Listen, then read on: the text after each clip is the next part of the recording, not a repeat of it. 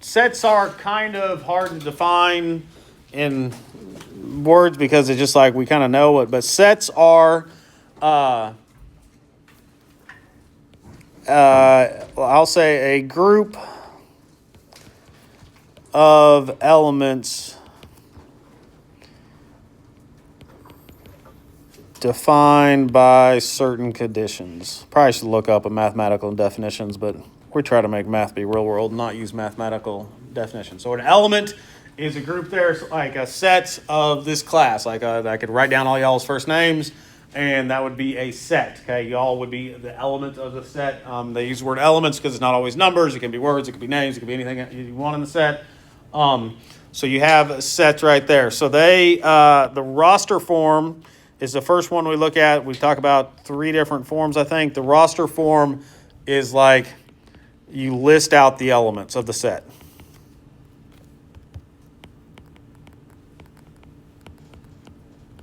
Okay. To denote a set, they use these brackets that I can't draw very good. Okay, so when you see that, that means the set of, and then whatever's combined in it. So those are the set there, kind of our set definitions. All right. So this one, they have a 2-day video game tournament. It had 8 contestants. They had a score on the first day, score on the second day. So we're going to use the roster form to say, give the set of contestants who earned fewer than 4,000 on the second day. Fewer than 4,000 on the second day would be all of those, right? So we would do a bracket for the set, and then we'd write all those names. Jane, Wei, Ivan, Lamar, and Rosa. And then B is give the set of contestants who earned between 1,000 and 1,400 on the first day. 1,000 and 1,400 would be those 3 right there. So again, we do a bracket, Kira, Diego, and Jane. And that is what the roster form is. So this one is just kind of defining what a set is and different things like that. But they will give you a lot of these problems, like you do the set thing and then they give you a real world situation. So you will see a lot of different ones like this. I'll open it back up a little bigger for you to be able to write it.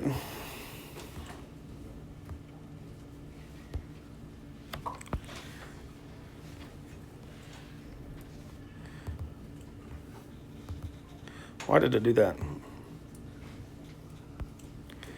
Try something here. I wonder if I could do that. I never even thought about that. Well, there. Stop messing with stuff. I'll start talking about this other thing. All right, before I go on to the next set, I got to jump back real quick to just talk about numbers real quick. There are some definitions of numbers that we have. Natural numbers are also called the counting numbers. When we start counting, we don't start at 0. We start at 1. If I was counting you in here, I'd start at 1, right? So natural numbers are all the positive numbers. You start at 1 and it's all the positive numbers. You just may see these words as we go throughout these problems. Whole numbers are the natural numbers plus 0. So the whole numbers, you include 0 in it. So it'd be 0, 1, 2, 3, 4, 5. And the integers are all the whole numbers, all the 0 and the positive. And it would be also the negative numbers. So integers include negative numbers. Go away. Whoops, what did I do?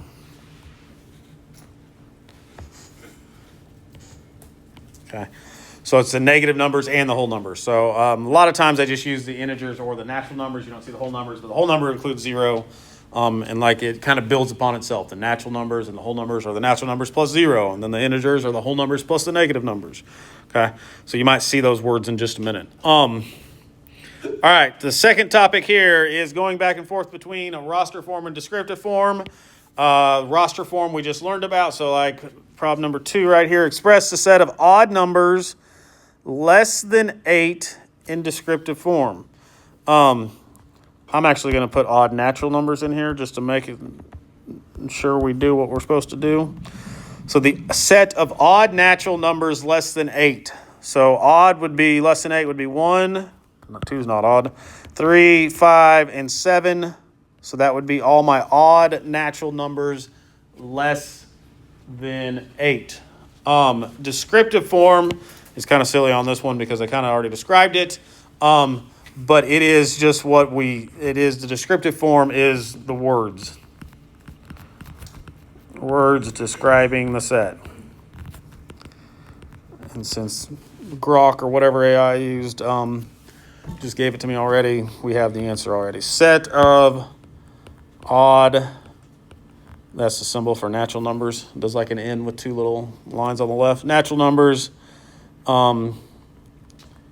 where we'll say X is less than 8.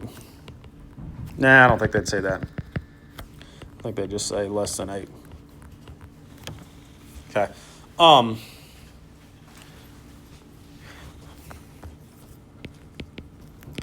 That means natural numbers.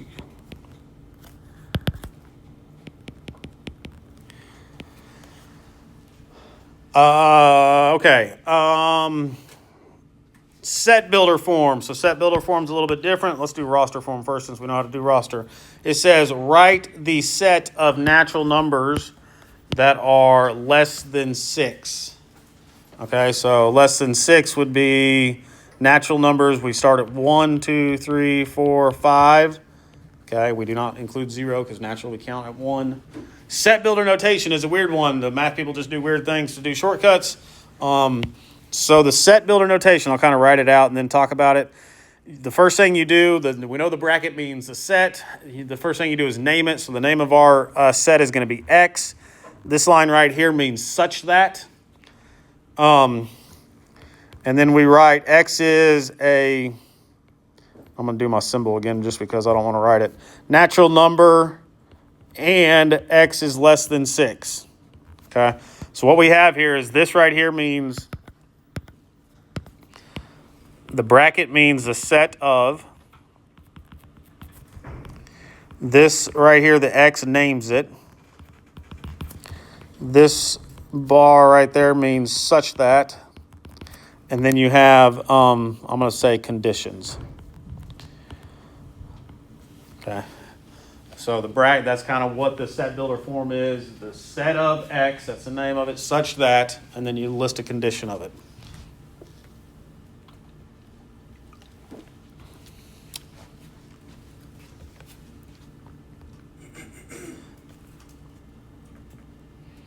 All right, so just to do set builder again, because it can be a little funny. Express a set of natural numbers greater than 3 but less than 10 in set builder and roster form. So greater than 3 and less than 10. So we name it X such that X is a natural number. I didn't use my symbols last class. I should have. X is a natural number. And X is greater than 3 and less than 10. Okay. One of the things that get tricky in the different forms is make sure you know which form it is. But the greater than and less than, when you start switching back and forth between those to name them, it does kind of get tricky. So on this one, I think it's easier to do the roster form first just to see it. I think Alex just has you do it one way or the other. But so greater than 3 would be 4, 5, 6, 7, 8, 9, and it's less than 10, so we do not include 10. So what is that exactly right there? The S and the C, for a set builder. What am I looking at? X and the C. This thing? You're writing that too. This says X. This names it. So my name is X. This line means such that. X such that. X is a natural number. That's just a symbol for natural number. Okay. I believe on Alex, these are multiple choice or drop down. So you're not going to have to write it out. So you'll be able to see it a little better.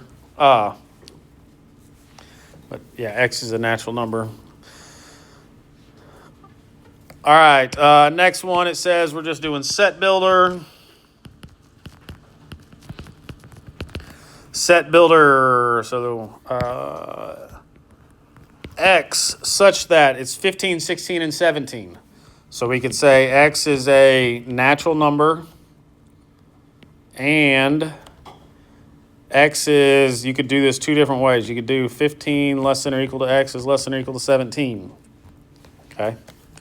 You have to put the x as a natural number or an integer because we're not counting 15.5 and 16.5. Like, it's only 15, 16, and 17. We're not doing the decimals in between. Again, it's a lot easier when you have the drop down there and different things. All right. I think this is the last one in this one where we got to do this. So set builder.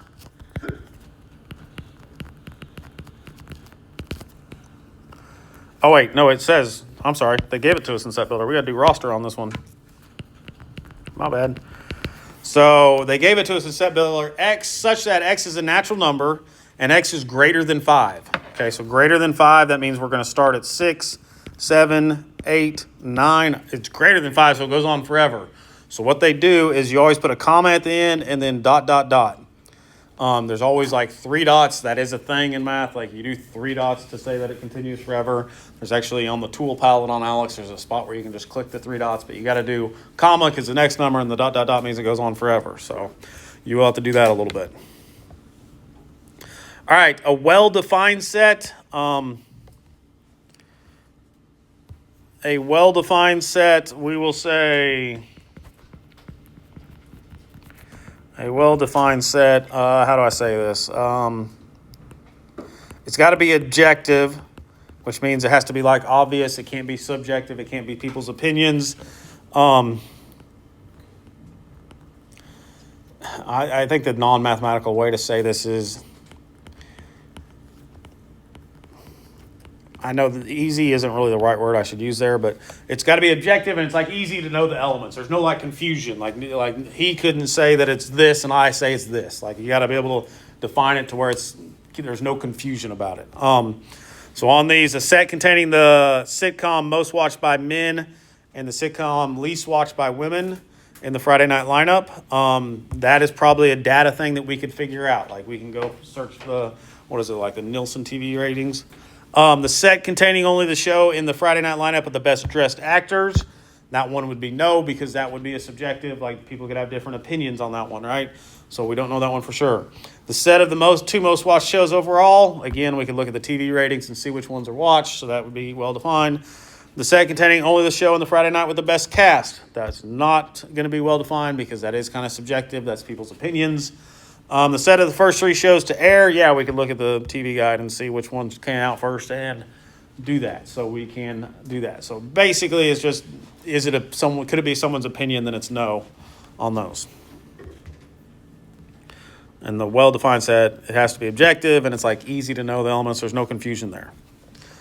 All right, some symbols here on the next topic: membership and cardinalities of sets. They use this little weird-looking E set just to show you on a different page now, because I know my handwriting's not the best.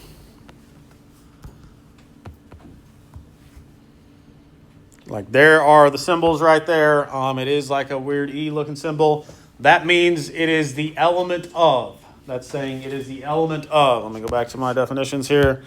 That is the element of, which means it is a member of that set, okay? And then if it has a line through it, that means it is not an element of. The cardinality is the number of elements in a set. This is something that we talk a lot about because we want to know how many items are contained in there. If you want to know, I was trying to think of a good example here, and I don't know if I can think of it. Students in the class. Like, I need to know how many students are in here out of how many supposed to be in here, right? So, like, that's the cardinality of it. But they define that by the N of A is the way you say that. This is the number of elements in A, okay?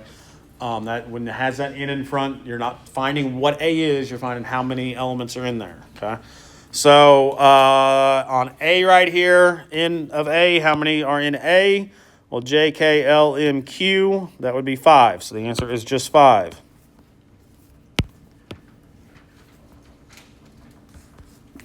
For B, it says B is a set of integers greater than -5 and less than -1. Since it's indescriptive, it probably doesn't hurt to go ahead and write it in roster form so that I can get the right answer. Greater than -5 and less than -1. So it'd just be those 3, right? It'd be those 3. So when it is in roster, it is nice to write those out to make sure you're looking at the right thing there. All right, now on to part B. V is not in A. Okay, so A is JKLMQ. V is not in there. That is going to be true. K is an element of A. Yes, K is right here, so that is true. -4 is an element of B. Yeah, that's right there, so that's true. And then 6 is an element of B. No, 6 is not found in B.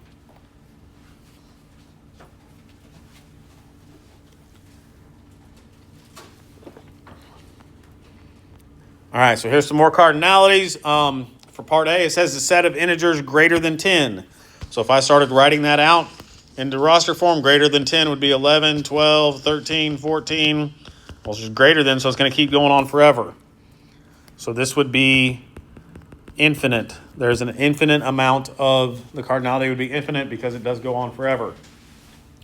B, we can look at that one and say C, D, E, G, I, K, M, N, that's 8. 1, 2, 3, 4, 5, 6, 7, 8. So this would be finite, which means we can count it, and the cardinality is 8.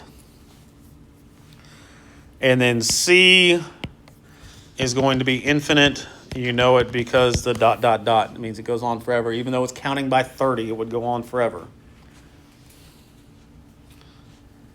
Some of those do get a little tricky because they'll be like less than or equal to 2 and greater than or equal to 5, and you got to count them.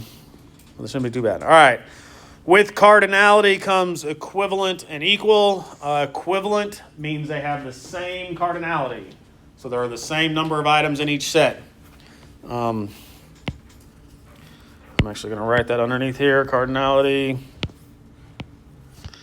Same number of elements in each set. So if they just have the same number, it doesn't matter if you're talking about,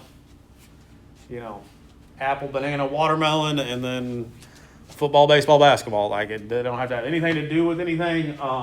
They each have 3 in it. They would be equivalent. For it to be equal, it would have to be equivalent. They had to be exactly the same. Okay, they would have to be exactly the same. So if I look at A right here, A is the set of odd numbers greater than 16 and less than 20. So let's write that out real quick. Odd numbers greater than 16 would be 17, 19, 21, 23, less than 24. Okay, so A has 4 elements in it. B has 3 elements in it. B is 35, 36, 37. So you can tell they are not the same. So this would be neither. It's not equal or equivalent.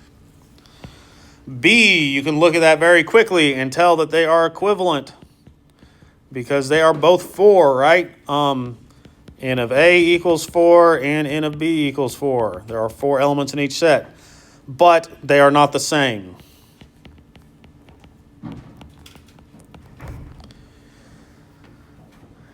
C, that's both, right? Even though they're out of order, that's fine. The elements of A are 94, 93, 92, and B are also 94, 93, 92. So even though they're out of order, they are equal. They have the same number, all that kind of stuff. They're good. And then D, last one here. A, the set of integers greater than 11 and less than 15. Less than 15. B is the set of integers greater than 11. So that's going to keep going, right? So this would be neither because B keeps going. Even though they share 12, 13, and 14, they are not the same. They are not equivalent. Equivalent has B has an infinite amount, and A only has 3. So equivalent, they have the same amount in them. Equal, everything's the same. All right, so I told you they do equivalent. They show you equivalent, and then they do a real-world one. So here's a real-world one.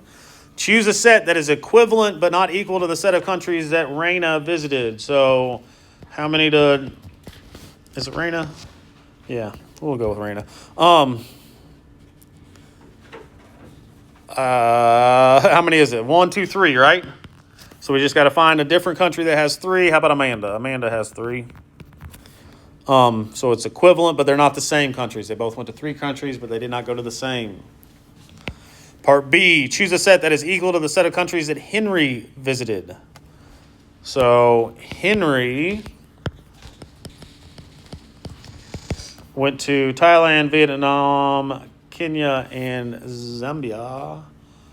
Anybody else go to those same ones? Kenya? How about Lena? She went to the same one. Yeah, so they went to the same country, so they would be equal. And then the last one here, find two passengers whose set of countries visited are neither equivalent nor equal. My first go-to is always Greg because Greg only went to 2. So you could do Greg and any of the other ones. Like, well, you don't want to do, how about Deandra? Oh, it's spelled with an E. Greg only went to 2, so you can't do John because that would be equivalent, but you can do any of the other ones with Greg. So equivalent, they have the same number. Equal, they are exactly the same. Identifying true statements.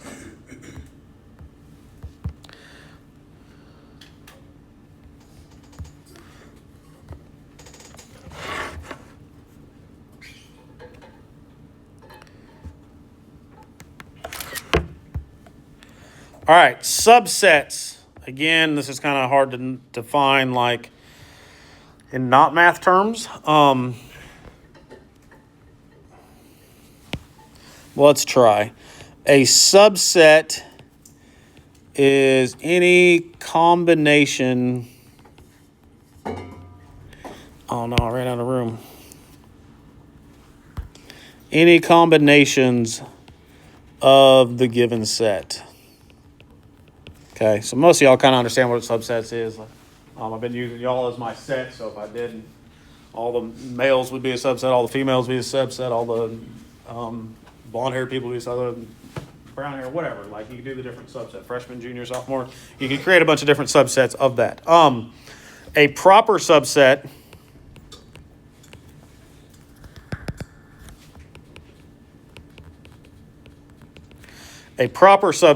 is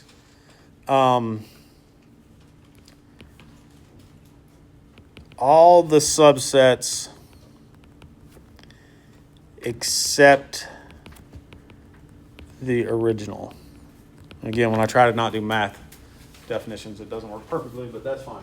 All the subsets except the original. So one of the subsets of all you students would be all of you students. Like, that is one of the combinations I could create. So like the whole thing is a subset. So for subsets, you see the definitions right here of the different symbols. The sideways U with the equal mark is a subset. The sideways U without the equal mark is a proper subset. If you put a line through it, it means it's not a subset. And then the last one is the empty set. The empty set we have not talked about yet, but the empty set, I'll talk about it in a minute. The empty set is like there's nothing in the set. So I'll go that example in just a minute. All right, A, 12 and 15 is a subset. So you got to look at your symbol here and your little key up here. 12 and 15 is a subset of 11, 12, 13, 14, 15. Yes, 12 and 15 would be a subset because it is included in there. The empty set is a proper subset of 2, 3, 6, and 8. I guess I'm going to go ahead and talk about it right now. So let's pretend my hat is my set, right? And my elements are my key and my AirPods.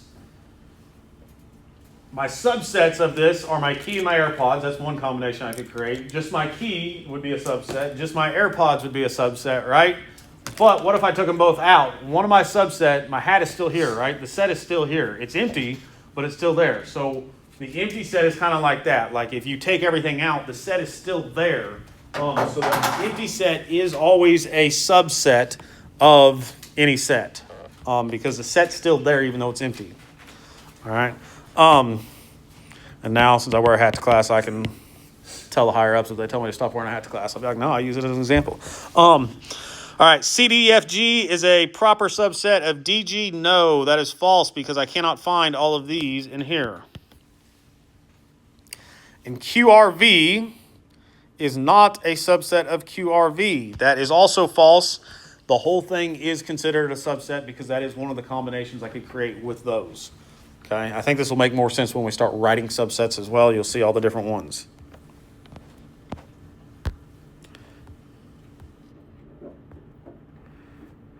All right, so here, next, well, before we do writing subsets, I want to go down, I'm going to skip down a couple topics and do these real quick. To find the total number of subsets, because when you go to write the subsets, you want to make sure you get all of them, you can do 2 to the nth power. The n is the number of elements. So like on this one right here, we got A, B, C, D, E, F, so we can do 2 to the 6th. That is 64 different subsets that I could create. I could do A and B, I could do A and C, I could do A and D, I could do A and E, I could do A, B, C, I could do A, B, C, D. Like I could create 64 different subsets with that one right there, okay? So you can always do 2 to the number of elements that you have, and that will tell you how many you can create. This is nice to know when we go back to writing them because then you can make sure you get them all. The proper subsets, you would just do 2 to the n minus 1. So this would have 63 proper subsets because it's all the subsets. It just doesn't count the one that matches it. Okay. So on this one right here, what is n on this one? 1, 2, 3, 4, 5, 6, 7. 7. So this would be 2 to the 7th is 128. By the way, this is, topics in math or whatever the name of this class is called. Now, so talk about some real life math right here. 2 to the 8th is, I don't go off on too many tangents in this class, but this is, oops. Does anything look familiar to these numbers to you? Real life things, not math things. What'd you say? I'd bring this up for a specific reason because some of y'all probably know anyways. Those numbers don't look familiar to you? You never seen those numbers anywhere? I'll give you a clue. What comes out tomorrow?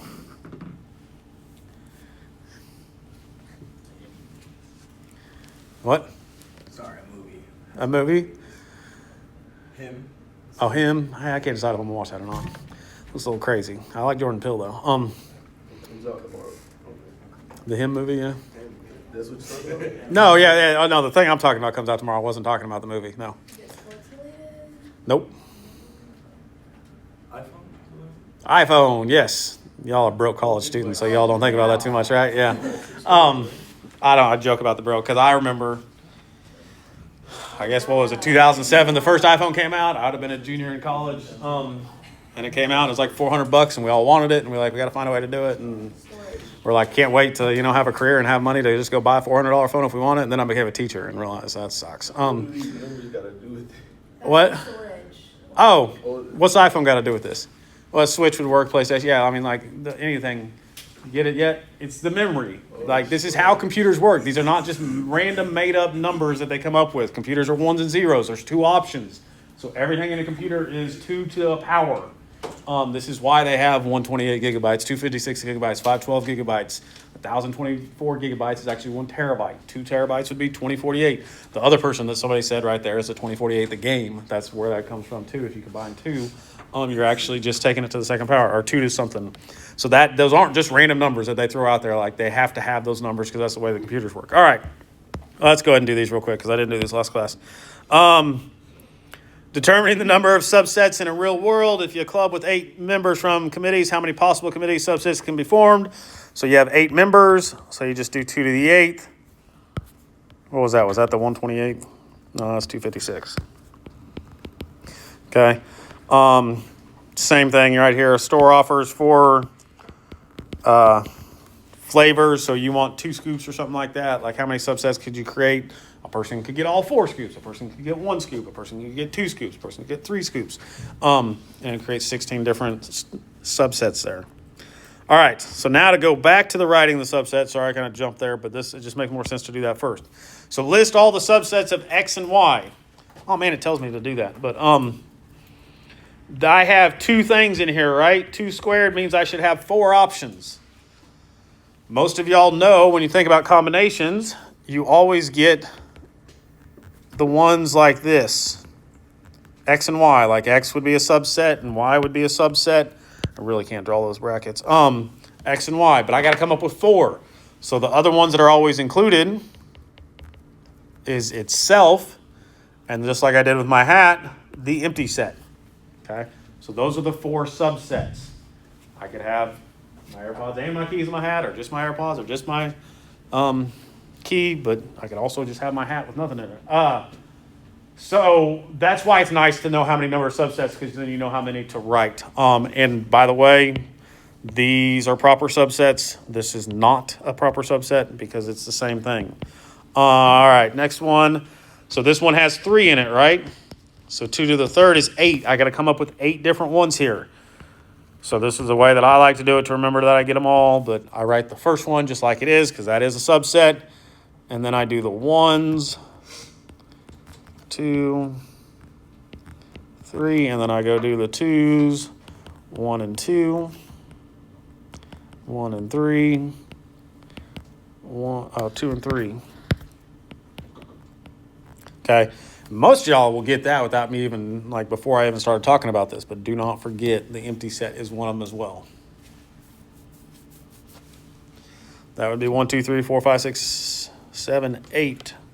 So now I have them all.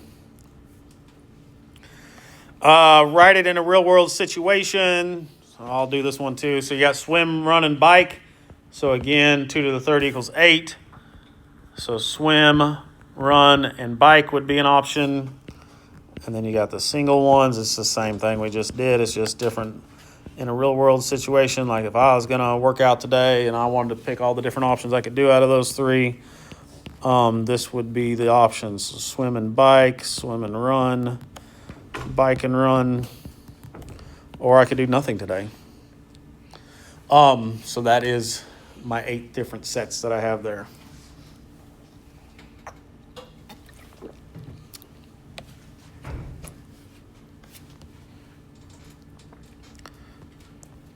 All right, so we did all the numbers. Where we at? Complements. All right, a complement you can probably heard of, you just didn't know the name of. But first of all, for complements, the U, if you see a U equals at the beginning of the problem, that is called the universal set. The universal set is giving me what we're looking at. So again, my universal set may be all you students, and then I define a set off of that. Where's my freshmen? Where's my sophomores? Different things like that. So the universal set is very important because that's kind of what you're looking at. That's kind of your big bucket there. So the universal set is 1 through 5. A is 2 to 4. Find the complement. They use an apostrophe right here like this for the complement. Okay, they use an apostrophe like that, and what that means is a not. It means not A. So you would say this, not A. And that means what is not in A. So if A is 2 and 4, my universal is 1 through 5. That means A not would be 1, 3, and 5. Okay? So if I take A and A not and put them together, that should match my universal because everything is either in A or not in A. There's not an other option there. So pay attention to that universal. Problem 2 here, my universal is A, B, C, D. My B is A and C. So find the complement of B. So my B not would be B and D. Okay. So if you see that apostrophe, it means not. What's not in there?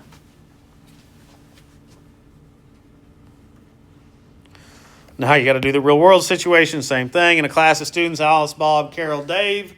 Let A equal Alice and Carol. They're the students who passed the test. Find the complement of A, the students who did not pass.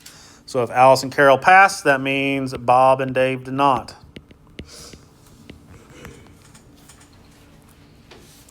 If you see the apostrophe, it means not.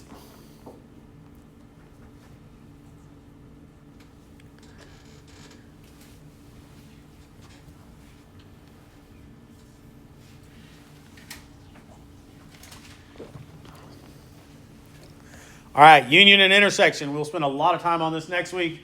It does get a little harder next week. But the union uses a U symbol, and it means or. So when we say that, we say or. The way I remember what the union symbol is, union means that it could be in this or that, but the better way to think about it is it brings together, okay? Union and marriage are synonymous, it brings together, okay? The upside down one, the upside down U is the intersection. It means and. So it's got to be an A and B. It's what they share. When you're looking at it, what numbers do they share? An intersection of two roads is, two roads going across on the, and when you're in the intersection, which road are you on? You're on both of them. So if A is 1, 2, 3, and B is 2, 4, 6, the union, this says A or B is the way we say that. A union B means A or B. What could be an A or B? As long as I pick, get an answer from A or B, we're good. Okay? So A would be 1, 2, 3, 4, 6. A or B, you bring them together. Anything that's in one or the other counts as my union. So it's always going to be a lot more in the union because you're bringing a couple sets together. A intersect B, we say A and B. And this is what they share. So they only share a 2. That is the only one that is in A and B. So that's the way I do it. Union you bring together. Intersection you share.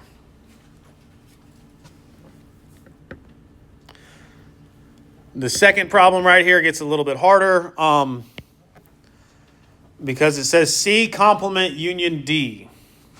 And I'm sorry, I accidentally used like capitals and lowercase here. They didn't have the, for some reason,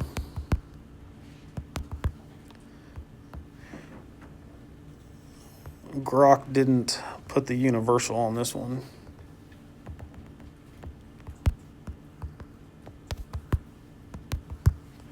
Okay. There, no, it looks better. C complement union D. Okay, C complement or D. When you go to do these, especially next week, I'll say this a bunch. Do not try to do it all at once. You got to try to break it in pieces. So first of all, C complement. Well, if my union is A, B, C, D, E, F, and if C is A, B, C, then my C naught would be D, E, F. So this is what's not in C. What's not in C. My D, I have B, C, and D. Okay? So now, write those out, write each part out, the left side, the right side, and then say, okay, so if I bring these together, it would be B, C, D, E, and F.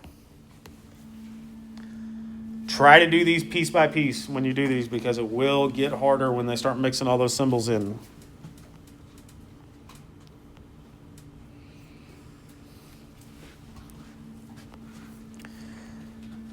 18, same thing, just a little bit harder. Given U is 1 through 5, A is 1, 3, 5, B is 2, 3, 4. Find A intersect B naught. A and B naught. What's not in A and B? Okay, it's hard to think about this all at once. If you want to think about the order of operations, do inside the parentheses first here. So A and B. So what A and B is what they share. So A and B share a 3. Now I can say I know that this is just 3. So what's not in this one above? Well, what's not in that would be 1, 2, 4, and 5. It is very hard to look at these as a whole, so you do have to break it into pieces. Look at the inside the parentheses here. And then last couple topics here, the empty set and the universal set. What if I try to do a union or a intersection with them? So if U is 1, 2, 3 and A is 1, 2, what is A union empty set? Well, if I combine 1 and 2 with nothing, if I combine those, I still have 1 and 2. Kind of like adding 0 to it. Like I'm union, I'm bringing them together. The rule here is that if I do any set, union, the empty set, it ends up being just that set. Because I take A plus nothing would be still A. Okay? If I do A intersect the empty set, this is saying what do they share? What does A share with nothing? Well, it's going to be nothing. You don't have to remember those rules. Those are just shortcuts. You can kind of just think about it. So this one, B intersect the universal. So what do B and the universal share? Well, B has A in it, and universal has ABC in it, so they share an A. Okay. So the rule here is any set that you intersect with the universal will be that sect. Okay. If I have a set and I try to see what if it shares with everything, it's only going to share what it has in it. And then if I do the union, it'll bring it together. If I have a set and I combine it with everything, then what they share is everything. Again, you don't really have to know those rules. You can probably think through those. That probably won't pop up too much, but all right, the very last one here is back to like descriptive and roster form. Not sure how it ended here at the end, but it is doing a real world situation. So it's free tutoring on the subjects. Kim is offered. I might write a little chart here to help us because this was hurt my brain a little bit. We got Kim Thursday and Friday. So Kim is offered on both Thursday and Friday. Stats is offered on Thursday but not Friday. Art, English, German, and math are offered on Friday but not Thursday. And bio, econ, and psych are offered on neither Thursday or Friday. Maybe this little chart will help us come up with these faster. All right. So A says write in the roster form the set of subjects not offered for tutoring on Thursday. So not offering on tutor on Thursday would be art, English. Again, I'm looking like right here, right?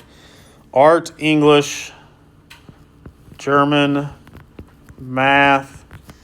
Luckily, this is a drop down, so you don't have to write them all. Econ and psych. Part B, we're doing the descriptive form. It tells me Kim, art, English, German, and math. So what do Kim, art, that would be this column. Kim, art, English, German, and math in this column. What do those two have in column? They both offer tutoring on Friday. So offer tutoring on Friday. And then my last one, what do Kim, stats, art, English, math have in common?